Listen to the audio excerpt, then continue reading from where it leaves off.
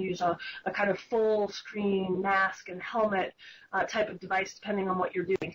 So you can imagine, if you're working in a manufacturing environment and you have on safety glasses, being able to see data, to see video and other images, connect to people right in front of you without having to take off your safety glasses, without having to stop what you're doing. So you still can use your hands and get your work done, but now you've got information right in front of you.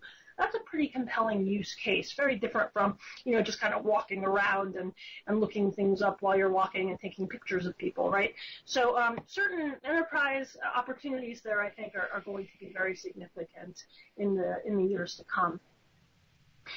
And finally, the last really kind of key megatrend that we're talking about here is sort of the smart workplace, right? The office of the future. And, this slide is very busy. There's a lot of data here. I'm going to drill down on a few points in a minute.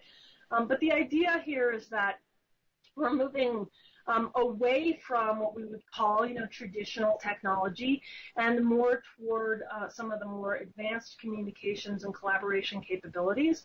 And of course, with everything being connected, that suddenly opens up a whole lot of things that we can do with those capabilities. So, you'll see up in that upper left corner there, the number of soft phones is going to exceed the number of hard phones by 2020. That's actually a pretty significant shift. It says a lot about how people are communicating with one another and what they need from their communications technologies.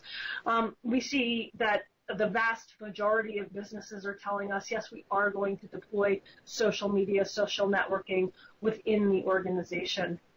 And we expect, many, many millions of users within a business environment to be figuring out how they can make social really work for them.